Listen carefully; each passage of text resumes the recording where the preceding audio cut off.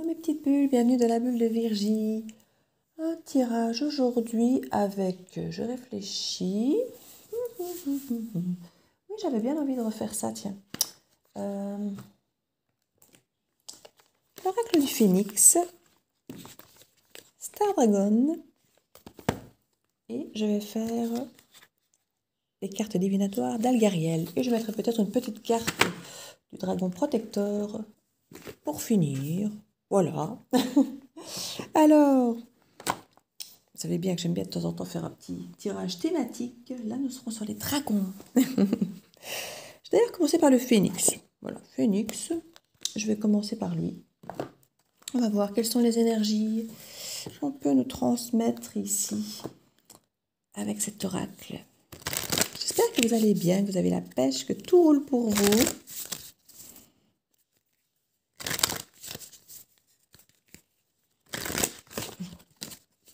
Je manque un peu de sommeil, mais ça va, quoi.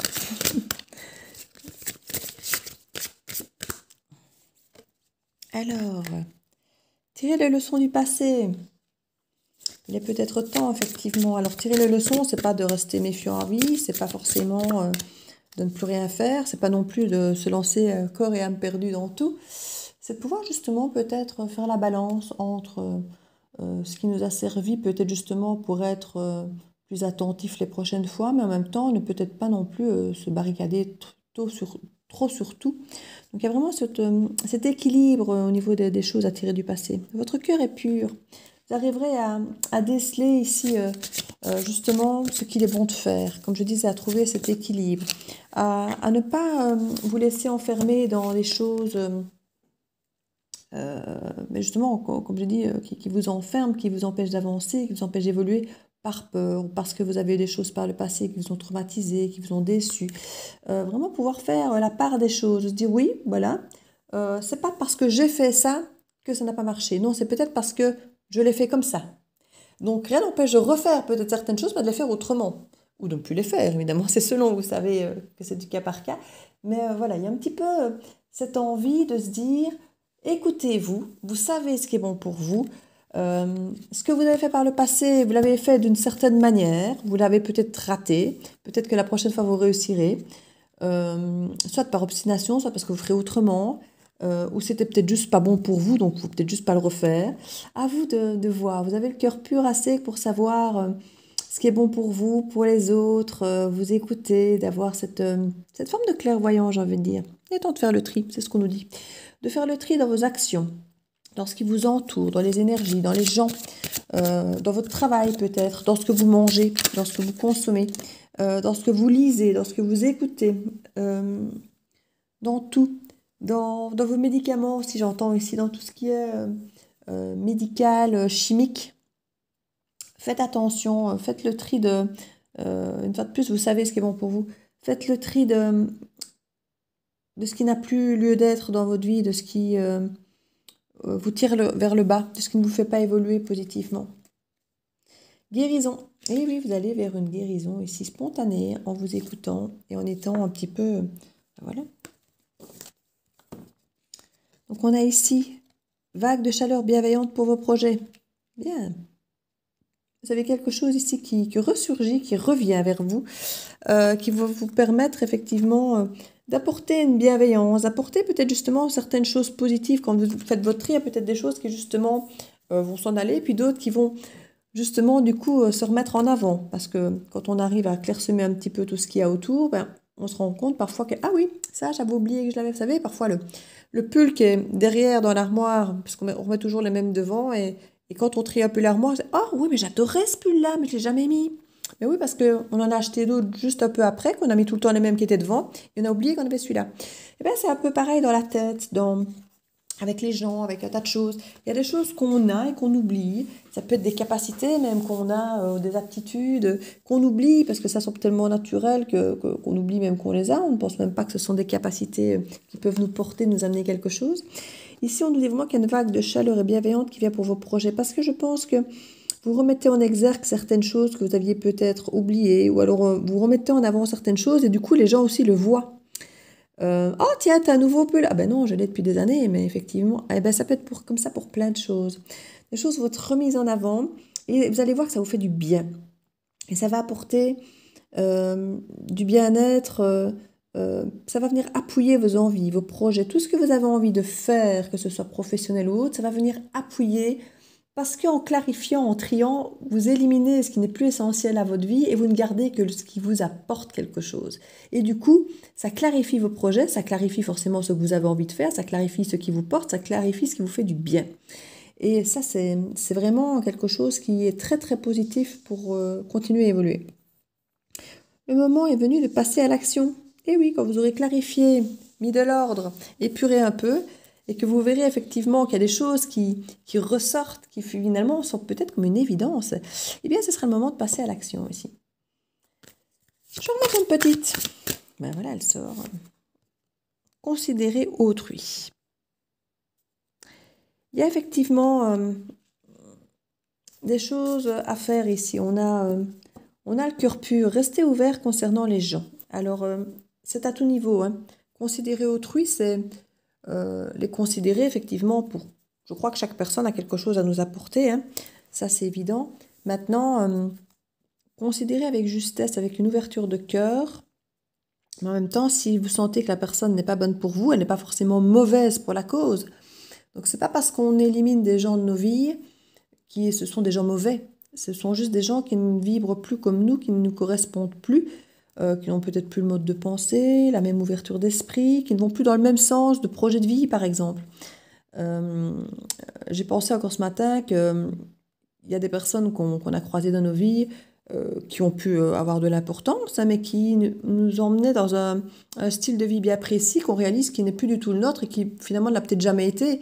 Et du coup, ce sont des gens pas qu'on ne veut plus voir ou qu'on n'aime pas, mais qu'on n'a pas envie forcément de réentretenir un lien avec ces personnes-là parce qu'elles ne vont pas nous emmener sur un terrain sur lequel on a encore envie d'aller. Vous voyez, c'est ça en fait. Mais c'est pas pour ça qu'on ne les aime plus ou qu'on va les éliminer de nos vies. Voilà, on pourrait effectivement les éliminer, mais ce n'est pas forcément nécessaire. Si on a simplement cette conscience que ces personnes ne nous emmèneront plus forcément là où on a envie d'aller, bah c'est déjà, j'ai envie de dire, une bonne chose pour évoluer simplement. Ressentez votre être intérieur. Oui, c'est vraiment ça. C'est associez-vous à des gens qui vibrent comme vous.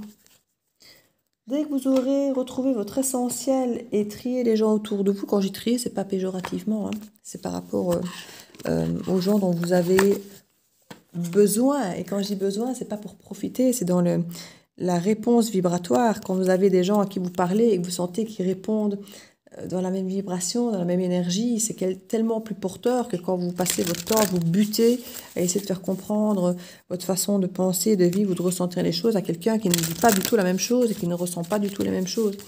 Donc c'est ça en fait ici. C'est pas quand je dis faire un tri, c'est pas du tout méchant ou négatif ou péjoratif, c'est vraiment simplement de s'associer à des personnes qui ont un vibratoire comme nous, qui vivent comme nous, avec qui la communication est facile. Avec qui on sent qu'on est porté et élevé et pas où on a l'impression qu'on a tout le temps justifié, vous voyez, par exemple. Alors que c'est pas des gens méchants avec qui on se justifie, mais voilà, c'est énergivore en fait. Quand la personne ne nous comprend pas, elle n'est pas pour autant mauvaise ou négative ou mauvaise pour nous, mais ça ne nous aide pas à avancer. Ce ne sont pas des gens qui nous aident à avancer, qui nous aident à nous améliorer ou à avancer dans nos projets de vie et qui nous mettent non plus... qui nous permettent de nous sentir bien avec nous-mêmes parce qu'on se sent tout le temps en confrontation avec ces gens-là, vous comprenez, on se remet... Alors se remettre en question, c'est très très bien, mais il y a se remettre en question, se remettre en question. Il y a des choses sur lesquelles on sait qu'on ne va pas se remettre en question parce que c'est notre essence même, voilà, donc il faut le comprendre aussi. Et il y a des essences qui ne se mélangent pas. Alors, et c'est pas dit méchamment non plus hein, quand je dis ça. On ressent juste, hein, parfois il y en a qui s'obstinent à mélanger l'eau et l'huile, mais il y a un moment, il faut se rendre compte que ça ne se mélange pas bien, l'eau et l'huile. Hein. Ou alors il faut secouer tout le temps la vinaigrette, vous voyez. Mon Dieu, je fais des paraboles, moi ici, des petites histoires tout le temps, des trucs imagés, tout va bien. Alors, on nous parle d'efforts et de conquérir ses démons. Donc c'est un petit peu ce que je vous disais, hein, quand on apprend à se connaître, on découvre parfois des parts de soi, pas super jolies, hein, mais j'ai envie de dire, on s'en fout. Elles font partie de nous, elles sont partie intégrante. Et l'accepter, ça fait aussi partie de faire ce tri. ne pas toujours ne trier que ce qui est joli. Trier ce qui fait qu'on est nous. Trier ce qui fait que... qui nous permet d'intégrer qui on est à l'intérieur. Le choix, saisir les conséquences, voilà, c'est pareil, c'est, comme je disais, c'était comprendre, effectivement, que chaque choix, chaque tri, comme je vous disais tout à l'heure, il y a des gens que j'ai dans mon entourage, ils ne sont pas négatifs, ils ne sont pas méchants, ils ne sont pas mauvais, mais je sais que là où ils m'emmèneront, ce n'est pas là où je veux aller. Voilà.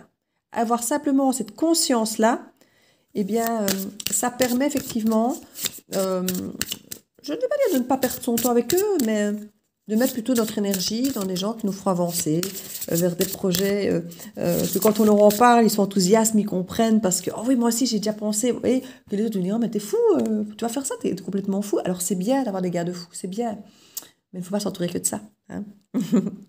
Sagesse, poser des questions. Voilà, c'est ça que je disais. C'est bien d'avoir des remises en question. C'est bien d'avoir des gens qui nous bousculent un peu, qui ne sont pas tous d'accord avec nous. Ça, je le confirme. Se poser des questions, s'interroger, parce que tout est en perpétuelle évolution, mais comme je dis, ne pas s'entourer que de gens qui nous font tout le temps nous remettre en question, parce que c'est épuisant. Alors si effectivement vous êtes à côté de la plaque, bon, c'est bien qu'on ait des gens, mais alors allez vraiment vers des gens qui vous avez confiance, des gens qui sont là tout le temps près de vous, que vous savez qu'ils sont là pour vous secouer pour votre bien et pas juste pour vous faire intégrer les choses qu'eux veulent que vous intégriez, quoi. Vous voyez ce que je veux dire? Donc c'est là que je dis que le tri est vraiment essentiel, quoi. On n'est pas obligé que de prendre les gens qui sont toujours d'accord avec nous, hein, c'est pas ça que je dis, pas du tout. Mais les gens que quand il nous arrive quelque chose de bien, ils sont heureux pour nous, et que quand il nous arrive quelque chose de mal, ben, ils sont là pour nous aider.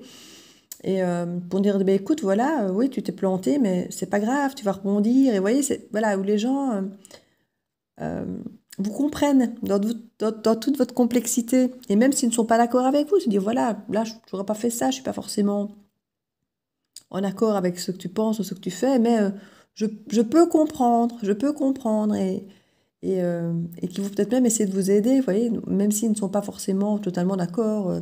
On a des exemples types pour l'instant avec les vaccinés, non vaccinés. Hein. On n'est pas obligé de se détester ou de se tirer dans les pattes parce qu'on n'est pas d'accord sur ça. On peut accepter l'autre avec ses choix, sans forcément le juger, ou voilà, et comprendre que chacun, dans son choix, aura des conséquences. Voilà, chacun dans son choix aura des conséquences. Et avoir cette conscience que moi j'aurai des conséquences de mon choix, que mon voisin aura des conséquences à ses choix, et que les conséquences seront différentes, et que les peurs seront différentes, et que les réactions du coup seront différentes, ben voilà, c'est ça. C'est ça, parce que cette compréhension nous aide à d'autant mieux nous positionner, à savoir d'autant mieux ce qu'on est prêt à subir, ce qu'on est prêt à accepter, ce qu'on est prêt à vivre. Et c'est ce qui fait de nous qui on est. Hein. Voilà, c'est ce qui fait de nous qui on est. Renaissance, se donner une seconde chance. Voilà. Ça peut être par rapport à une relation. Je ne la sens pas comme ça pour l'instant, mais ça peut être par rapport à une relation passée ou par rapport à des choses que vous avez déjà tentées. Je ne sais pas moi, un travail, une activité que vous avez peut-être ratée et que vous avez peut-être laissé de côté. Peut-être que vous n'étiez pas entouré par les bonnes personnes ou dans une bonne énergie, ou tout simplement à ce moment-là. Peut-être que vous dites, ah, mais non, j'y arriverai jamais, je ne suis pas capable de faire ça. Alors qu'en fait, vous êtes peut-être très capable de le faire, mais que vous n'étiez peut-être pas entouré par des gens qui vous motivaient, en fait. Hein. Défi, défendre ses droits. Bah, décidément, celui-ci, il est là, au cœur du sujet. Hein. Défendre ses droits, défendre ses pensées, défendre, comme je disais, on sait que tel choix va aller vers telle conséquence. Bah, défendez que vous connaissez vos choix, que vous savez où ça va vous mener, vous connaissez vos conséquences et que c'est votre choix d'aller dans cette voie-là, que ça correspond à vos valeurs, que ça correspond à qui vous êtes, à votre moi profond. Ici, c'est ce qu'on disait, ressentez votre être intérieur et défendez-le, défendez-le. Et comme je vous dis, parfois c'est plus facile effectivement de se retrouver face à des gens, face à qui on n'a pas toujours besoin de défendre qui on est, quoi. Voilà. Et puis d'autres où parfois c'est nécessaire, mais il y en a d'autres où on peut franchement s'épargner ça, quoi. Vous voyez ? Quand c'est la famille, bon, on fait l'effort, mais il y en a d'autres où on peut franchement se dire, est-ce que je suis obligée de m'affliger ça ? Ressources. Vous êtes plein de ressources, vous aurez plein d'idées, vous saurez vous défendre, vous saurez vous retrouver, vous parviendrez. C'est comique parce qu'on a vraiment ce côté, finalement, phénix, ici qui ressort, ce côté renaître un peu de ses cendres, hein, se donner une deuxième chance, revivre autrement. Vous avez les ressources pour rebondir, vous avez les ressources pour vous défendre. C'est très chouette, c'est très bien. C'est très très bien ici. Alors, hop. Je vais ici prendre l'Algariel avec le petit livret parce que je trouve que c'est très très court les explications, mais elles sont très puissantes, que ce soit sur le plan spirituel et autres, elles sont vraiment très chouettes. Je trouve vraiment qu'elles sont très belles. Enfin, belle, c'est assez sombre au niveau des dessins, mais les textes, les explications, les interprétations sont très beaux. J'aime beaucoup. Donc voilà.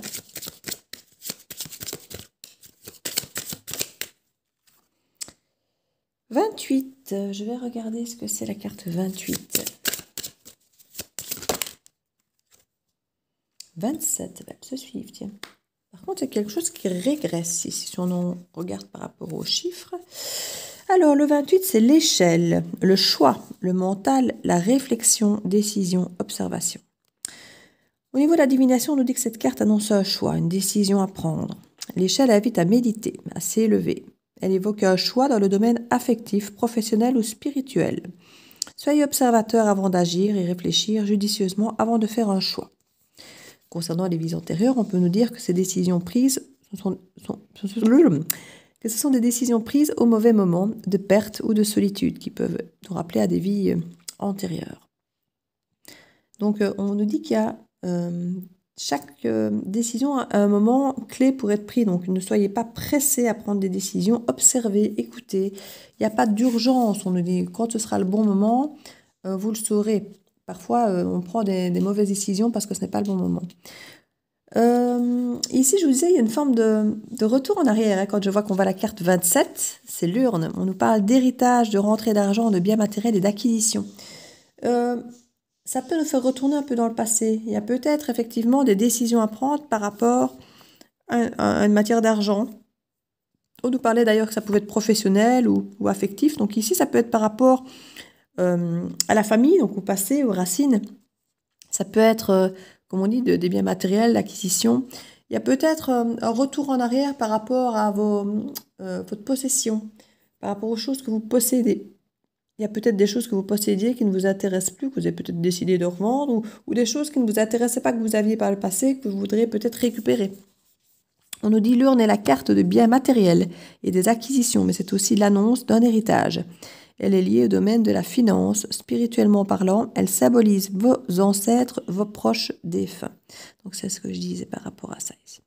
Par rapport aux vies antérieures, on nous dit personnage riche, personnage important et influent. Ça peut avoir des répercussions aussi à parfois les vies antérieures. Moi, je sais bien que j'ai toujours eu tendance à avoir des réserves alimentaires parce que, à mon avis, dans une autre vie, j'ai dû avoir faim. Je pense que dans une autre vie, j'ai eu froid aussi parce que j'aime pas avoir froid. Il y en a qui adorent le froid. Moi, le froid, j'aime pas ça. Enfin, c'est vraiment quelque chose. Pourtant, je suis une fille de l'hiver, je suis née l'hiver. Mais... 19 ici.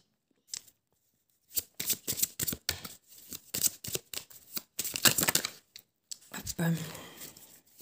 Prendre une deuxième avant de lire. J'aime bien les prendre par deux. Hop. Bah ouais, mais j'avais dit par deux. Mais on m'en donne deux, mais il m'en fallait plus qu'une. Ça, on va faire comme ça. On va faire comme ça. C'est très très bien. Alors, le 19, on regarde ça. La tour isolée. On parle de rêve divinatoire, de rêve prémonition, isolement. C'est peut-être ça qu'il faut attendre quand on nous dit